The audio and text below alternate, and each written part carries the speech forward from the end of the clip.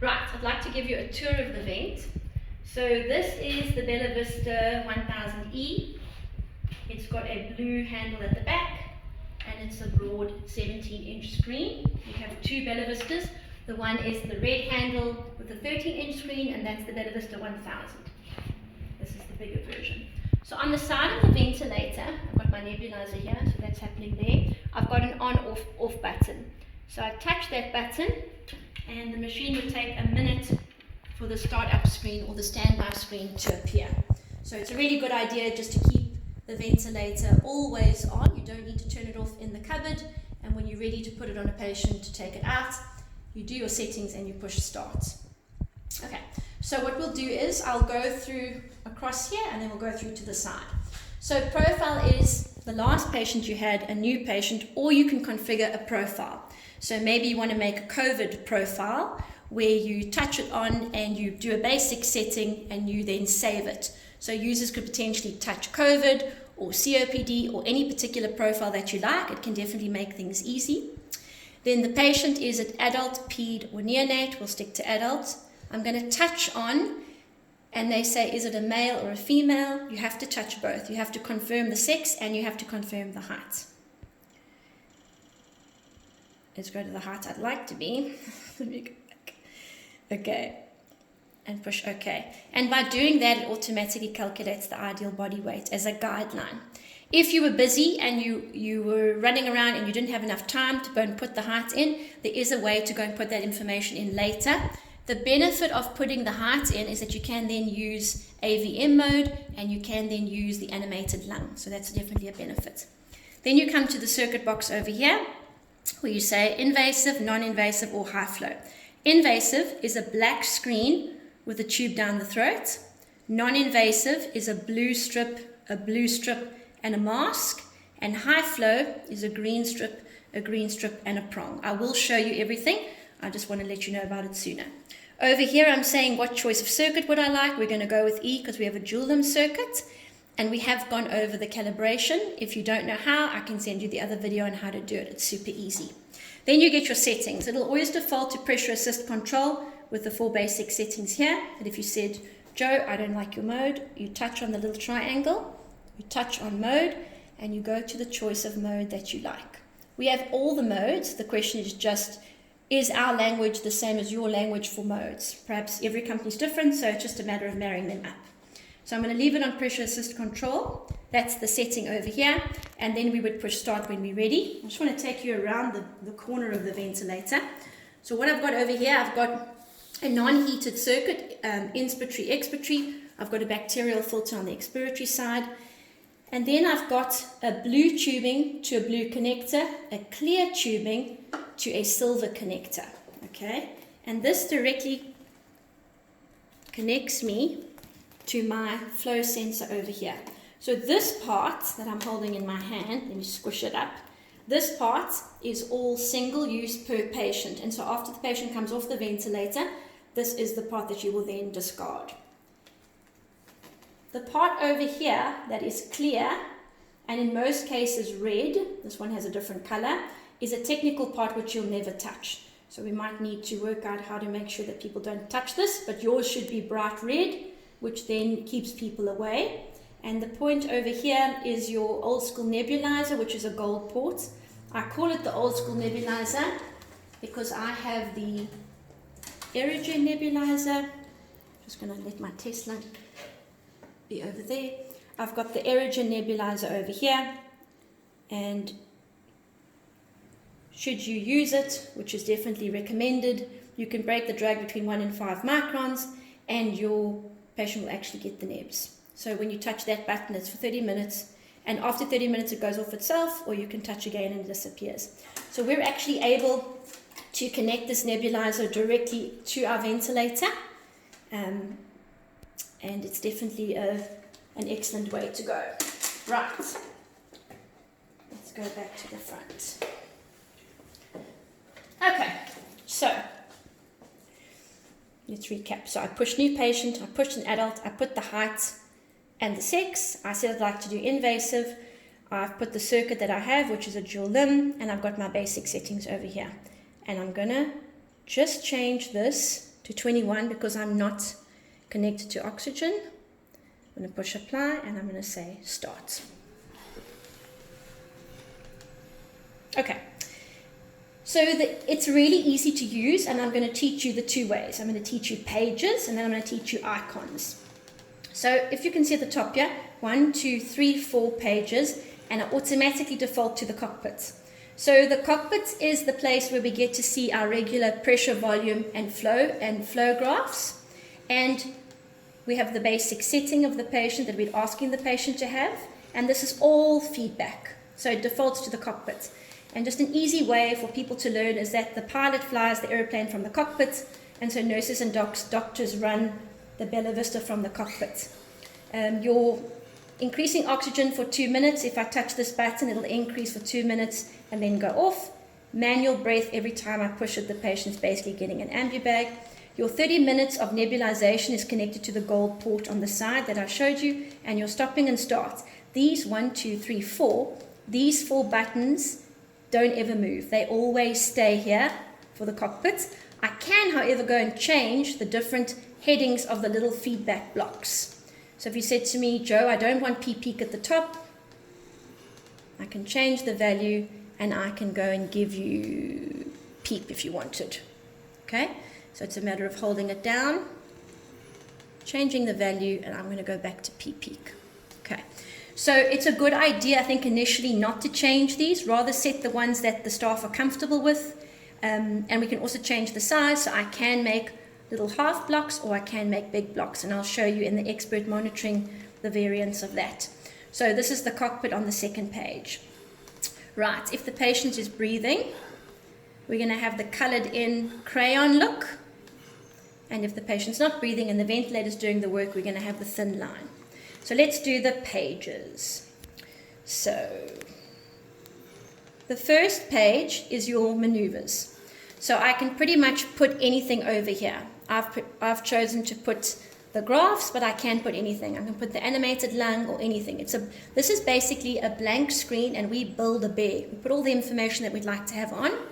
And this is the maneuvers page. So this is where I can do inspiratory, expiratory hold, and I can do recruitment. And for our system, we do an assessment before we do recruitment.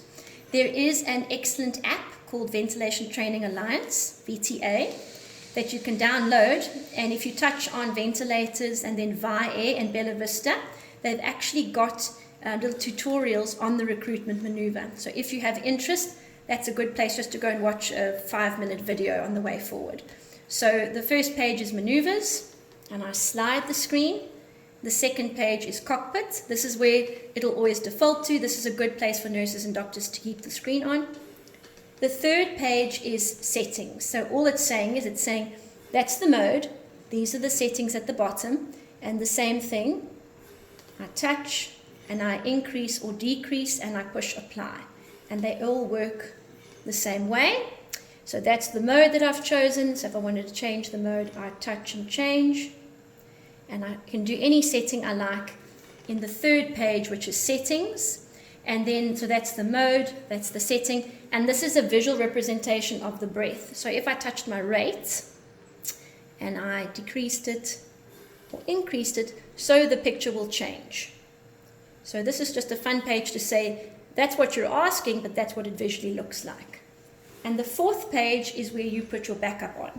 So backup should always be on, apnea time over here, and then if the patient's not breathing, it'll back up to whatever mode you choose, and the setting that you choose. So that's the 4 pages, okay?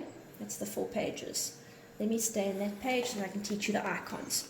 Then you say, Joe, I don't like your page teaching. I want to do icons. So if we touch cockpit at the bottom of the screen, it gets me to the second page. And if we touch settings, it gets me to the third page, okay?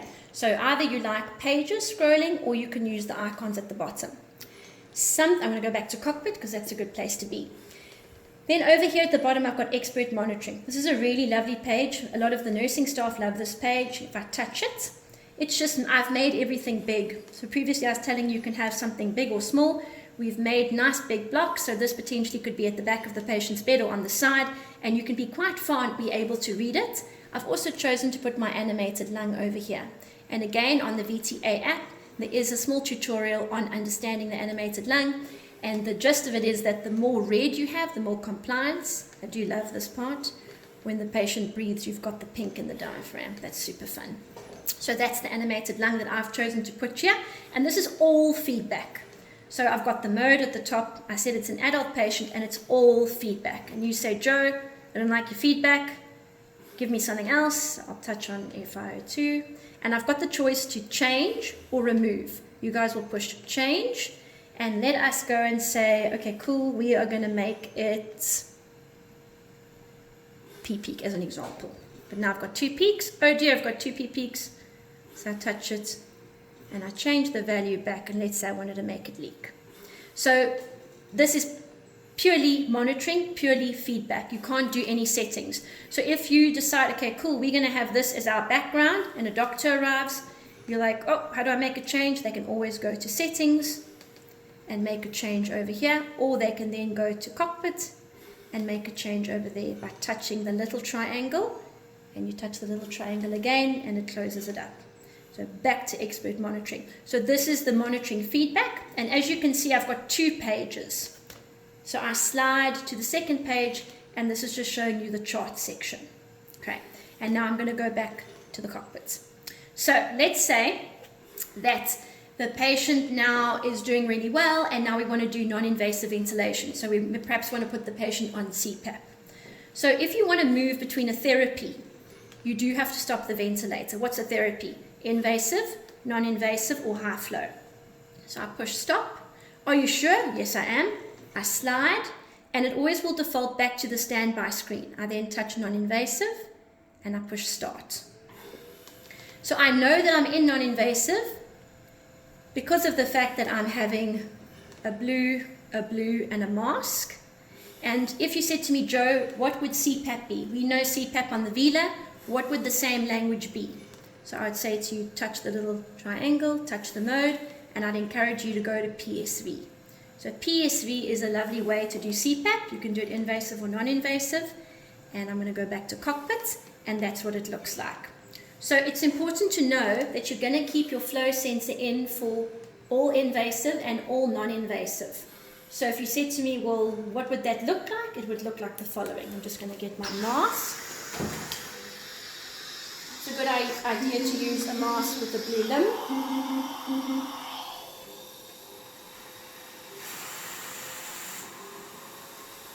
And now I'm doing my non-invasive over here. It's got 100% leak compensation. So perhaps what you need to do is just be mindful of your pressures, because I have been a guinea pig on this machine before with non-invasive, and I certainly felt the pressures. So because it does do such a great job, okay, clearly my hand's not doing a great job, just be mindful of that.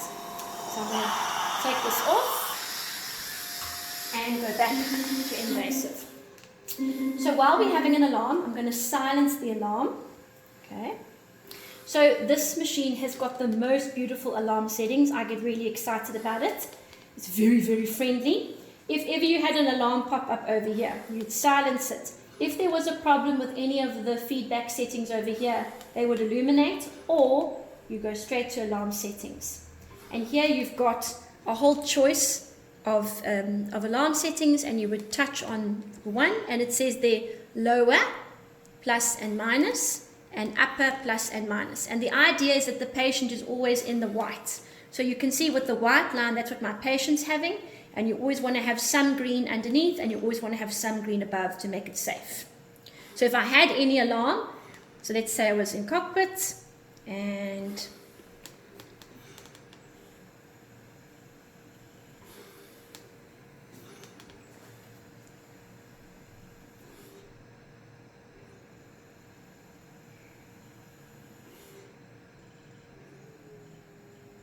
Right, I'm not going to do that.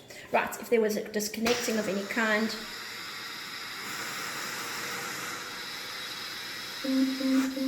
it can just pick up a high leakage. So it's got a recorded one, but you can see the pages, because I haven't solved the problem. So I haven't solved the problem, so it's giving me pages, and now I can see on the screen the problem, but it is just telling me that I have a disconnection. Okay, I'll go back to cockpit. So now the patient is doing even better and I want to do high flow. So it's a therapy, so I need to stop. So I push stop, I slide, and now I go to high flow. So I touch on high flow and it says, please make sure, I just want to step in front here. Please make sure that you know that SpO2 monitoring is not available. You only need to use an active humidified circuit. There aren't any alarms. And we want you to use the Airvo high flow cannula. So I've got a setup over here that I'd like to show you. Let's see if that works. So if you had a humidified circuit, if you were using a humidified circuit for your ventilation, if you chose to go that route, what's quite nice is you would just pull your blue off and you would connect your Airvo high flow cannula. So you can use a heated humidified ventilated circuit and you can use the blue limb over here. And that particular product is the RT380. So this is the adult heated circuit.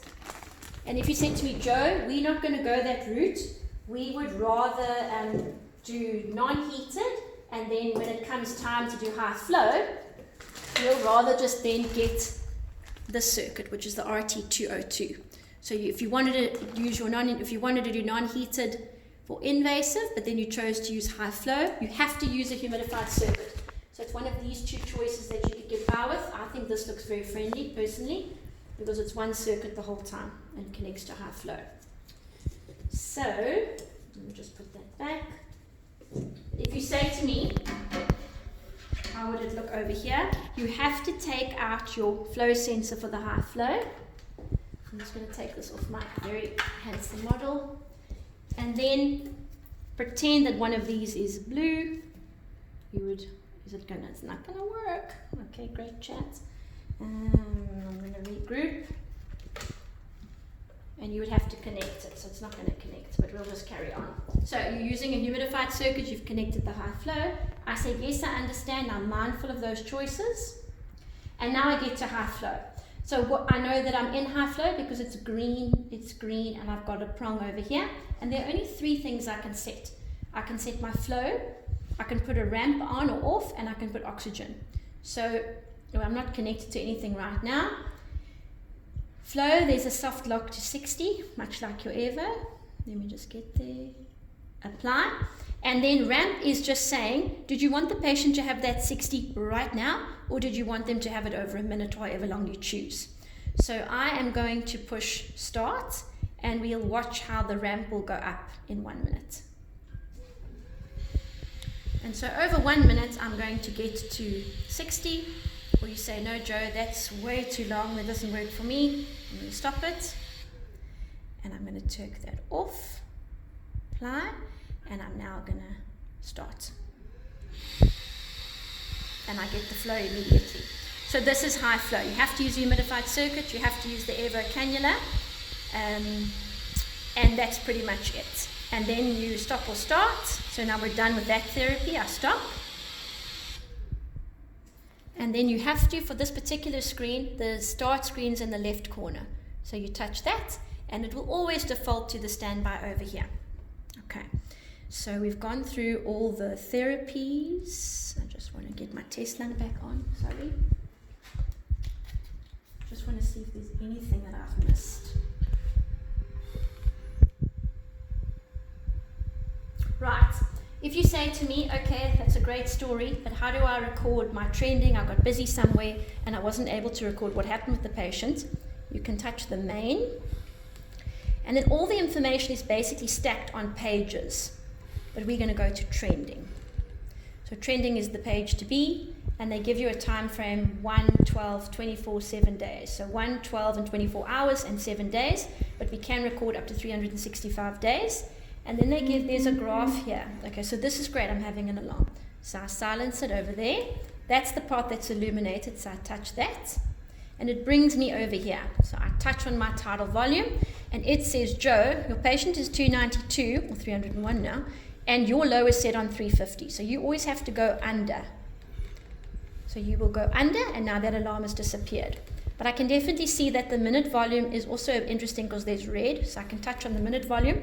The patient is 3.82, the patient test lung, and my lower said, hey, when you get to 5, call me. So we could then potentially set this underneath, and push apply, and it's readjusted itself now. So obviously you need to be mindful of whatever the alarm setting rules are, but the idea here is to always have some green above and some green below the white. And I'm now going to go back to the cockpit over here. Okay, we would look into trend. So main, and you touch trending, and there's a column over here. I touch it. I try to touch it. There we go. And I touch in the middle, and now I'm able to drag, and I can actually get readings. So what those readings are linked to is the headings over here. Joe, I hate your headings. We'll touch on the one that you like, as we have done it all before, and change it. But this will literally keep trending, and you will just drag to see all the information that's directly in line with it. And I'm going to go back to the cockpit. And then I'm going to go back to main to see if there's anything else that I think would be cool for you to know. If, for example, you didn't have time to put the height of your patient in and the sex of your patient, and you want to use the animated lung, or you wanted to use AVM, you would scroll to patient info, the little man picture, touch on it, and at this block I would then go and type in the female or male and the height, and that's a way that you can then include it. There's many different things that it can do. If you wanted to turn the machine off, which I would discourage you from doing, being quite new to the vent, you would then shut down over here, because it is basically a computer. That would be a good way to go.